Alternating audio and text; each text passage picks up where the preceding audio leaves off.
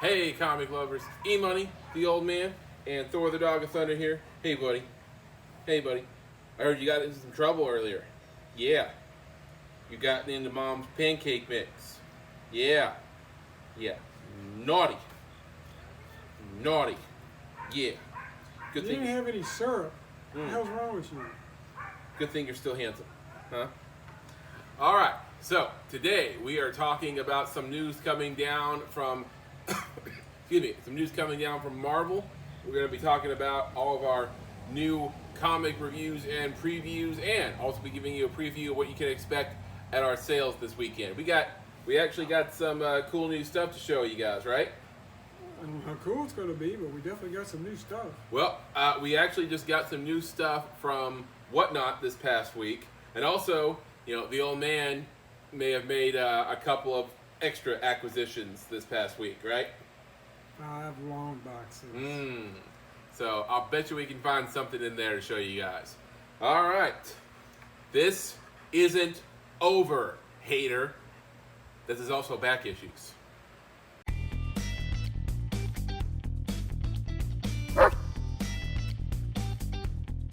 Okay, comic lovers. So before we get started today, don't forget to subscribe to our channel, turn on notifications, give us a thumbs up, and if you like, leave us a comment. Speaking of comments, we actually have a few to share with you guys. We don't usually do that on back issues, yeah, because guys don't leave a lot of comments, but this last week we actually got a few. All right, so Captain K. Danvers, I think, might be a first-time commenter on our channel. Don't recognize the name. So we were talking about the new Thunderbolts lineup, and I was confused as to Ghost's fate in Ant-Man and the Wasp. And she says, I think with Ghost, she didn't lose her powers, just that using them won't hurt. And also, with Taskmaster, she's had 9 years to become her own person and train and evolve, and maybe even done some upgrades herself. Olga is a great actress, and she can fight, so please show her without the suit training. So, good point, Captain K. Danvers. Because if Taskmaster ends up being a real person with a personality in Thunderbolts, that would be like so much better than what we got in Black Widow. The thing is, they got so many power personalities on that team. Mm-hmm. Who's going to lead? I mean, because Taskmaster should lead her own team. The comic version, maybe, right? Right. So when you said there's an obvious leader in that bunch, you weren't talking about Bucky? No, Bucky doesn't usually lead. Oh, okay. But, I thought we were talking about Bucky, but all right. You got U.S. Agent. Okay. He showed us some stuff at the end of Falcon and the Winter Soldier, but he needs to get that temper in check before I want to follow him into danger. Mm-hmm. All right. So thank you, Captain K. Danvers. Next up, CMC Official. We talked about Werewolf by Night and whether or not it was going to be in the MCU. In an interview, the director of Werewolf by Night, Michael Giacchino, sorry if I mispronounced that, confirmed that the special is indeed part of the MCU, Phase 4. All right, so that's good to know. And also I've heard some rumors swirling about what's going to be showing up in Werewolf by Night, but not going to spoil it for the old man. You can look that up on the internet yourself. Or you put words. I just won't read them. Oh, okay. Also, and then finally, Brent is Angry says, our weekly pop-up comic shop every Saturday, and we're going to be talking more about it later. Hoping to see you guys at your sale before it ends. And if not, I'll see you at Creature Feature Creature Feature for show. A fun little show. So I haven't been, but I hope it is. Yeah, Brent, hope to see you either here in the garage or at Creature Feature. All right, so that is it for comments. Now on to this week's entertainment news. Thank you everyone for commenting. All right, so after the announcement, I don't know if you heard about it, that Keanu Reeves will be returning to the role of John Constantine in a long-awaited sequel to the 2005 film, talks for an HBO Max TV series of both Constantine and Madam X are essentially dead now. What's my boy's name? Matt Ryan. Okay. Matt Ryan, please, please, please, don't give up. You're my Constantine. Not Keanu Reeves. Love Keanu Reeves. Love him. But he's got John Wick going. Okay? He's got all this stuff going. You don't need to be Constantine. The movie wasn't that great. We don't. Okay. Now, with everything going on at Warner Brothers Discovery, with execs trying to take DC in a new direction, it seems like things are getting canceled left and right. You know, the Batgirl movie, of course, and now Constantine and Madam X are just the latest victims. Now, J.J. Abrams and Bad Robot Productions, who were attached to the proposed Constantine series, are reportedly actively seeking a new home for both shows, and either another network or a streaming service, but it's too early at this point whether the search will be successful. So, not completely dead, it's just that it won't be on HBO Max anytime soon. That disappoints me. Yeah. Alright, so that is it for Constantine news. Now, on to Marvel and Disney. One of the big rumors from Marvel and Disney is that right now there is a big Hulk project on the horizon because people are adding up all the evidence. You know, introducing She-Hulk into the MCU, Abomination's return in Shang-Chi and the She-Hulk series. And the Hulk getting into a spaceship and taking off in Well, I was going to get to that. I didn't want to wait. Someone is trying to get Jennifer Walters' blood, or that the leader is set to make a big return in Captain America: New World Order.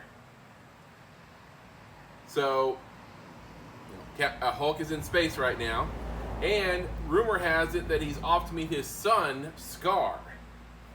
Bring him. So it sounds like the next Captain America movie will officially set the stage for the brand new Hulk project. So, in the next, I would say 2 years or so, we have that to look forward to.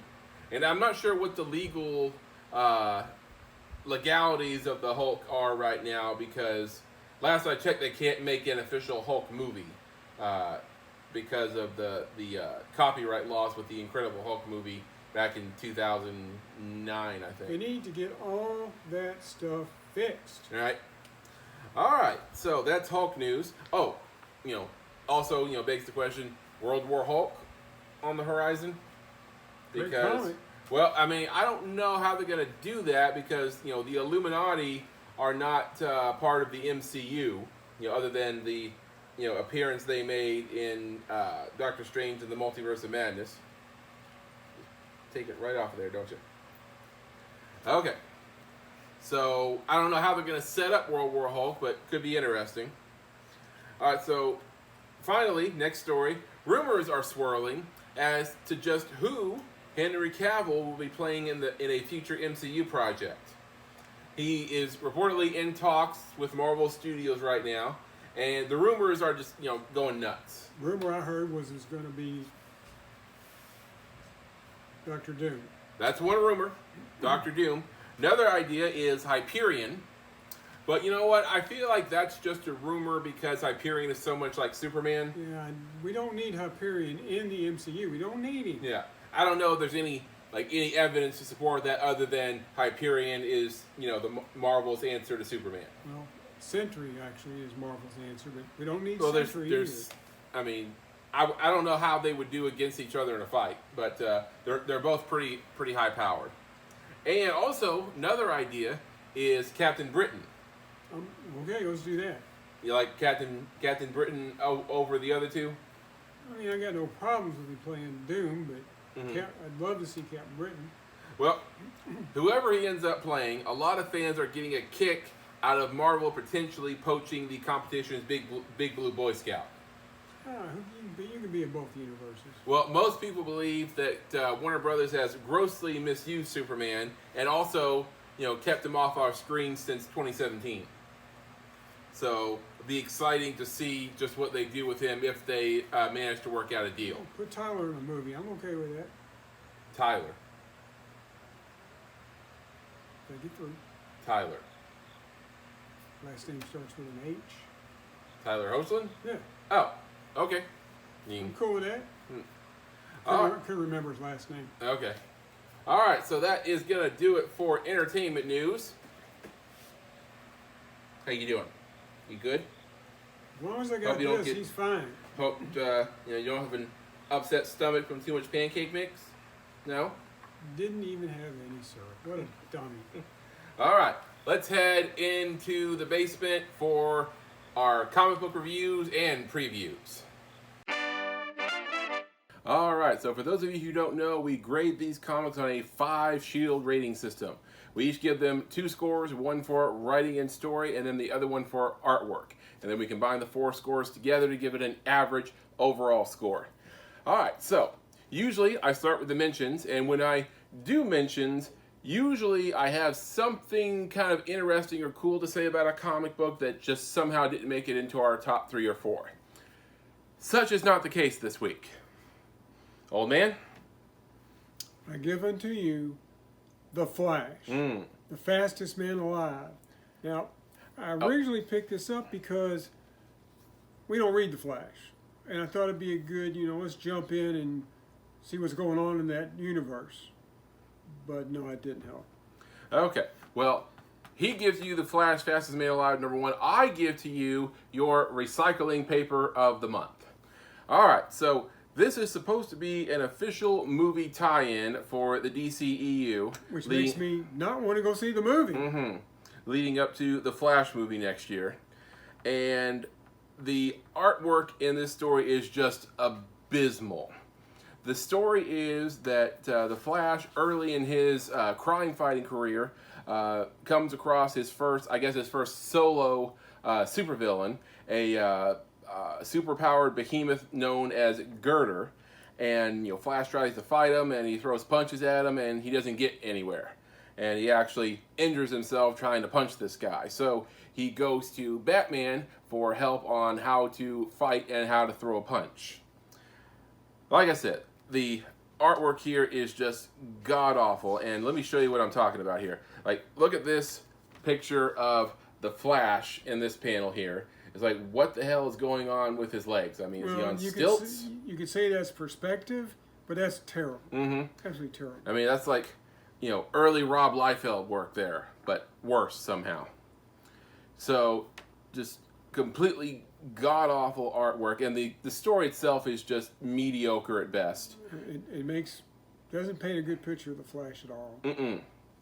And I gave it 1 star, or 1 shield for artwork. I think the old man gave it 2. That was generous. Overall score, it ends up with... Oh, after we rounded it up, it got to 2. 2 shields out of 5. So this is supposed to be #1 of 3, and the old man and I will not be getting the next 2 issues. And if you haven't already, I highly recommend you don't get this one. Yeah, so that's a big pass. Yeah. So, I mean, you know what? I'm not even going to put it on the stand. It doesn't deserve to be on the stand. Just get it away. All right. Now, on to our top 3. If I didn't drop the stands here. All right. What do we got, old man? All right. Well, first off, no tie. Oh, no ties. The old man didn't have to bandage up any wounds. He didn't get his feelings hurt. There was no ties. Straight up scores. So, #3 from Marvel, we have Predator #2, which is confusing because there was another series called Predator. No, not from Marvel. Okay. Yeah, it was. Oh, it wasn't. No. No, I don't think there was. Too many Predator series. Okay. Mostly Dark Horse. So in this story, our hero, who I believe her name is Theta. Yes, Theta.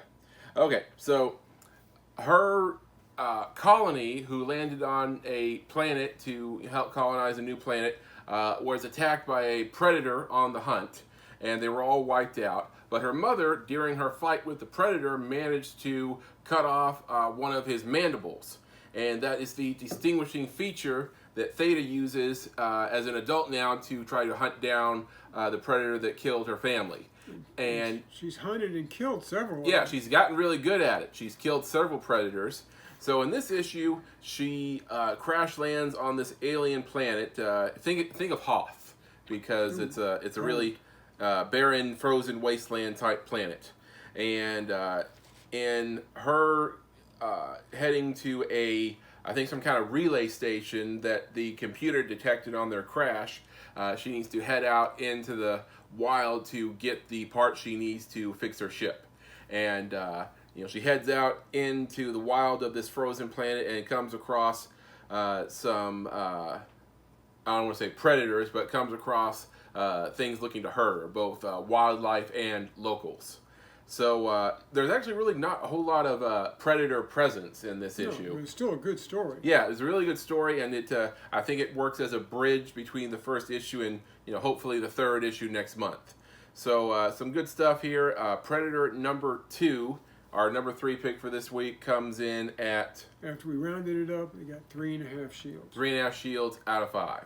All right, next up. Next up, they've been doing these Ms. Marvel and somebody, I think it was Ms. Marvel, Wolverine, Ms. Marvel and Moon Knight. Mm-hmm. This month it's Ms. Marvel and Venom. Okay, so Ms. Marvel is still investigating what happened in the previous 2 stories with people attacking different heroes and trying to figure out why. So in this one, she comes across Venom. Now, after the events of King in Black, Venom is no longer Eddie Brock. It's his son Dylan. His son Dylan. And so obviously personality is just a little bit different here. So they get attacked by a number of these drones, and it leads them to an investigation. And obviously, Miss Marvel and Venom's personality clashes a bit in this issue. But I thought I think this is the end of this story arc, and appears to be. And I thought it was really well done. You get a pretty satisfying action scene, and a little bit of emotional stuff hits you in this issue as well. Yeah, it was a good wrap up. Right. So Miss Marvel and Venom number 1, it's a one shot, ends up at our number 2 spot with 3.5. 3.5 shields out of 5. All right, next up. Well, how many times do you think we've had a Batman book be number 1? Probably a lot. Well, once again, only this time is a little different because it's not Batman and Robin. It's Batman versus Robin, number 1. Okay. So in this issue, Bruce returns to Wayne Manor for some reason. If you remember, recently Bruce lost all of his money, and he had to move into a brownstone in Gotham City. Now, when he says he lost all of his money, obviously not all of it, because what he lives on nowadays, most of us would feel pretty damn comfortable. Hell to the yeah. I mean, he can still afford to live in a brownstone in Gotham City. He can still afford the town cars to drive around in. He can afford the gas for the Batmobile. Right. So, right. So, obviously, he's not hurting too badly. So, he returns to Wayne Manor for something when there's a unexpected knock at the door, where he's greeted by an old friend who absolutely should not be here right now. So, he tries to figure out this mystery as to how this happened, and then they head down to the cave where Damien and a couple of his friends are waiting for him. And Damien is not acting like himself. Now, Damien's always been a bit of a jerk. He's a bit of a weirdo, so yeah. Well, this time, but now he's become rather aggressive, even more so even for him. So Batman knows he's under the influence of something. So Batman tries to engage in this fight without hurting anyone too badly, and get to the bottom of what's going on. So at the end, we get a bit of a reveal, which you might have had your suspicions here and there, but I don't know if anyone, could have guessed who's really behind all this. So, Batman versus Robin, number 1, pretty solid artwork in here as well. And we ended up giving it our number 1 spot with 4 shields after we rounded it up. 4 shields rounded up. All right, so pretty well-rounded top 3 this week. I mean, you got DC, you got Marvel, and I know Predator is owned by Marvel, but obviously it's not in the regular Marvel universe. So, bit of a independent story. So pretty well rounded. All right, so old man, what's coming up this week? Well, this week we're back to a larger sampling that we're going to be reading, so that's good. If you remember how much we like Batman, One Bad Day, the Riddler. Yep. Well, I've been looking forward to this one since we read that one. This one is Batman, One Bad Day, Two-Face. Okay. So hopefully that's pretty cool. A couple other DC books, DC versus Vampires, All Out War, number 3. Deceased, War of the Undead Gods, number 2. Those have both been good stories. Our old buddy Gunslinger Spawn is back with number 12. Public Domain, number 4. We'll see how that storyline goes.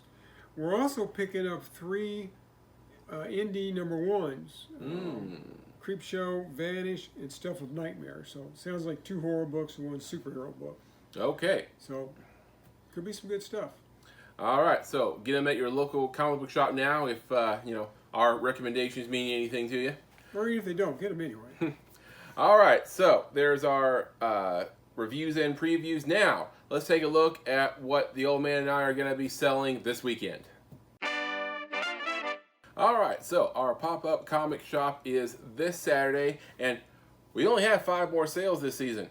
So we have one this Saturday, and then we have 4 more. And then we're going to be off for 6 months, and we don't have to lug all that stuff around every Saturday. Okay, well, eventually, but hold up one second. At the end of October, we're going to be at the Creature Feature Show in Shepherdsville, Kentucky. So you're going to have to come out there to see us. And it's going to be mine and the old man's first convention as dealers. So it's going to be a bit of a new experience for us. I mean, I know you did a lot of that when I was a kid, but haven't done it in a while. I've never done it myself, so it's going to be interesting. Well, it's a totally different ball game. We've got the toys. We've got different kind of displays for some of the comic books. And this is a show I've never been to before, never even been as a visitor. Right. So no idea what to expect. Yeah, we've looked at a few pictures, and we know a lot of the big comic dealers around Louisville are going to be a part of the show. So we're going to be in some good company, and we're going to be bringing a lot of our high-end comics, and also we're going to be bringing a lot of our toy inventory. So, but if you're looking for our dollar comic assortment, we don't have it. Not going to be bringing those to this show. Yeah, sorry. Can't bring everything. No. So, excuse me. So come to the Creature Feature Show October 29th and 30th, and that's going to be the old man and I's last hurrah for the season. But we still have Whatnot. Right, and we're going to get to that in just a minute here. But in the meantime, our next 5 Saturdays, we're going to be in our garage for our pop-up comic shop, 8 a.m. to 1 p.m., 7002 Brookbend Way, Louisville, Kentucky. And 8 a.m. to 1 p.m., if I didn't say that already. All right, so speaking of which, I got some stuff to show you guys. So what we're going to be selling, if you don't know already, it's going to be comic books starting at $1, and we got a lot of great keys for you as well. And we're going to be selling toys, action figures, DVDs, and Blu-rays. Now, for those of you who have been a few times this season, the old man and I, we just picked up a brand new inventory of comic books. Yep. Now, I'll get some of that out for this weekend. I'm going to try and have a nice run of the Spider-Man run that McFarlane started with issue number 1. I'm going to have some more recent-ish Batman and Detectives. Trying to get some Deadpools processed. And maybe, and this one's going to be a long shot to whether I'll get to it or not, we did get some Star Wars books in. Okay, so all kinds of different stuff, and he's not going to get everything out all in the same week. 5 long boxes? No. So that's why you got to keep coming back. You got to keep coming back for the next 5 weeks and see what new stuff we got. All right, so we have all that, and I have some pretty cool stuff here to show you guys. This is brand new to our inventory. And this is stuff EMoney found. Right. I had nothing to do with this. And, I'm always on the look for, cool deals as well. And I should be getting some new stuff in for next week's sale as well. So hopefully I'll have that to show you on next week's episode. All right. So first up, we have a lot of cool stuff from the Silver and Bronze Age. First up, Blue Beetle number 3. This is from Charlton Comics, and this issue actually features the third appearance of The Question. And this is, from those of you who go looking, looks like it's volume 5 of the Blue Beetle. Okay. And, you know, The Question, if you don't know, is a lesser-known Steve Ditko creation. Shouldn't be lesser known. Now, in my opinion, which is really important, The Question deserves some screen time. I know you mentioned that you've seen him on... He's been in animated stuff. Well, they need to make an R-rated show with The Question, whether it's a show or a movie, or even just a guest star on one of the above. It's a good character. That character is deserving to get some screen time. All right. So next up, you have a fairly early Batman issue, Batman number 236, and it has Neil Adams cover art right there. I notice you grabbed something with Neil Adams on it. Well, yeah. I mean, Neil Adams, you know, near and dear to my heart. Yeah. Okay. If I say I'm a Jim Steranko fan, EMoney is a Neil Adams fan. So, and then we have some Bronze and Silver Age Brave and the Bold issues. This one, Batman and Metamorpho, it's issue number 101. And this one is really cool. It has Brave and the Bold number 75. It's Batman and the Spectre.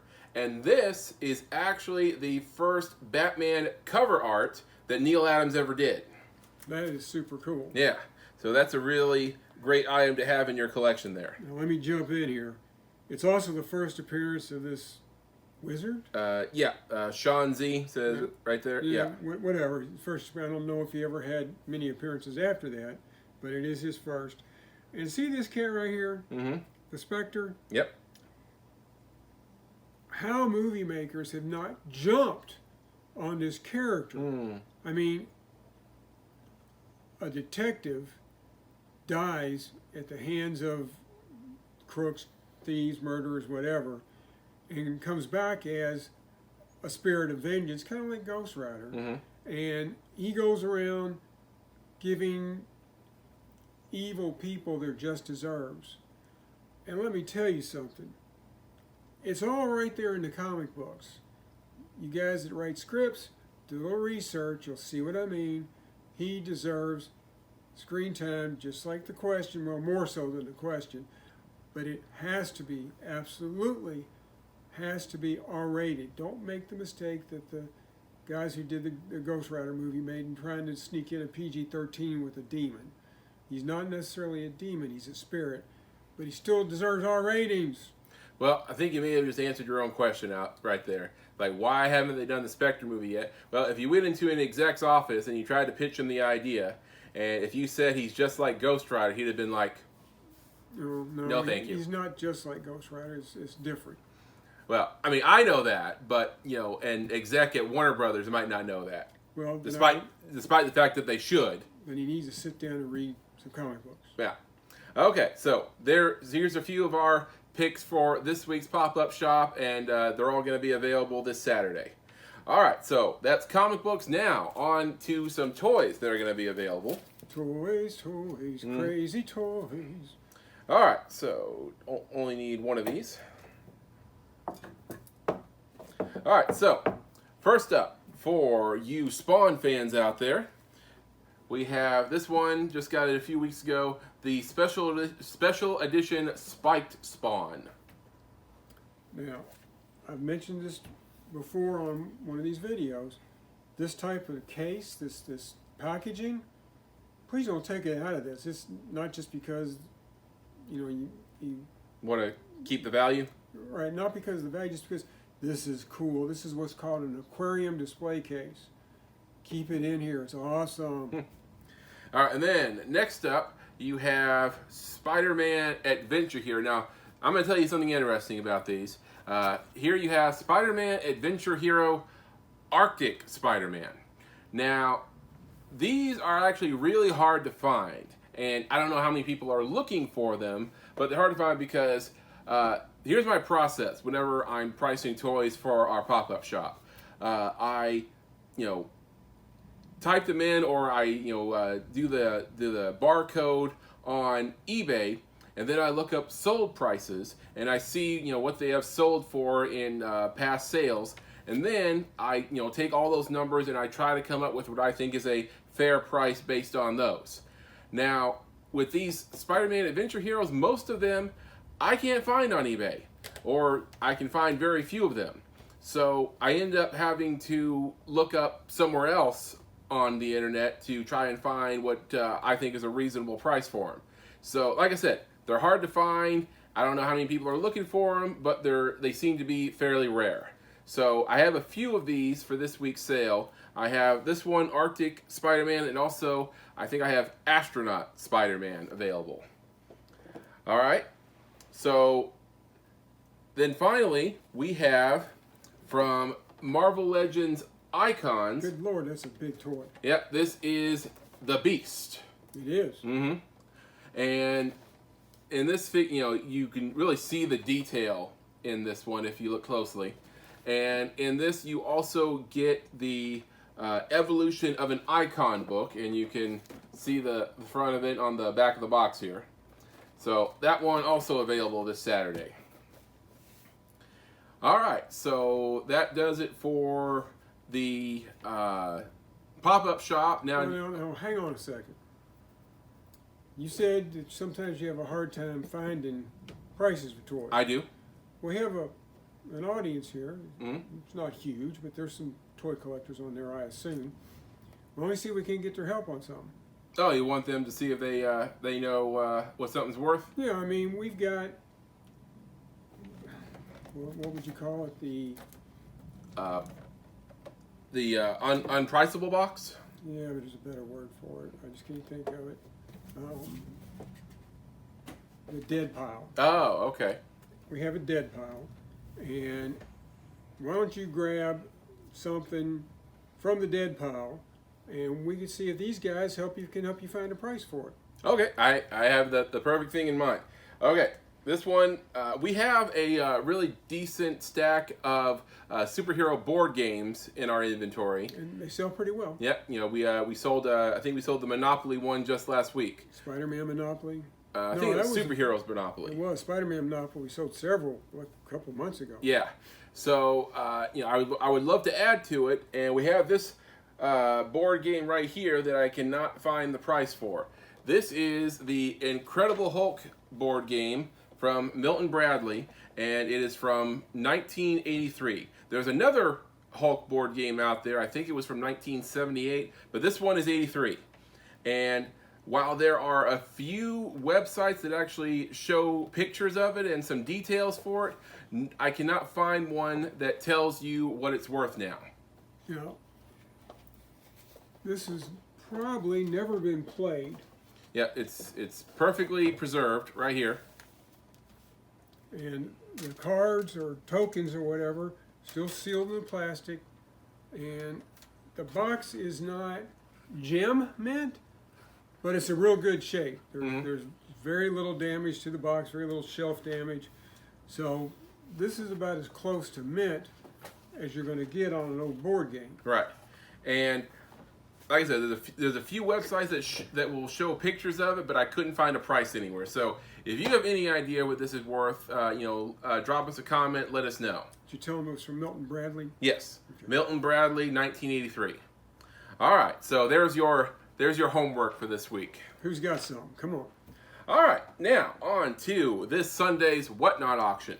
All right, so I'll give you guys a quick explanation as to what Whatnot is. Whatnot is a auction selling app that you can get on your phone, and you can search just about anything you're into. You can search comic books, trading cards, Funko Pops, whatever you're into, and when you search it, you'll see all these different people that are streaming video on the app right now, and you can tap on it, you can go into their stream, and they'll be selling different items. And these are live auctions. Right.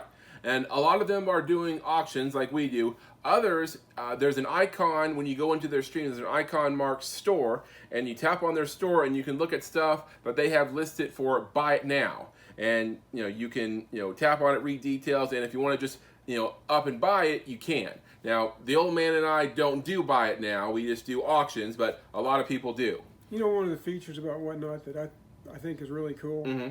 The anti-sniping device. Oh, you can't snipe unless the seller switches on the sudden death option, which I've yet to see anybody that does that because, I mean, why would they? Basically, if you put in a bid, even if there's 1 second left, the clock resets to 10 seconds. Mm-hmm. So somebody else can put in a bid. You can't last second bid on it. Now, little trick. What I try to do is I try to put, if someone already has a bid in, I try to put in my bid at the 10-second mark and hope that the person doesn't notice. So Yeah. you kind of snipe. I try to sneak. Sneak, not snipe. Okay. Yeah, I think sneak's a better word for it. Okay. Doesn't always work, but it's a strategy. Okay, so Whatnot, we're going to be selling at this Sunday, 6 p.m. Eastern Standard Time, and what we're going to be auctioning off is a lot of toys, toys and action figures. We haven't gotten into selling comics on Whatnot just yet. We might in the future, but We got a lot of toys to get through. right. As of right now, we're just doing toys. A lot of toys. Right. So this Sunday, it's going to be a lot of Marvel, a little bit of DC, and a few independent items. And it's just going to be kind of all over the place. All right. So give you guys a little idea of what to expect. So first up, from last week's auction, we got a couple of requests of things. And that's what we're really showing everybody now is the stuff that was requested.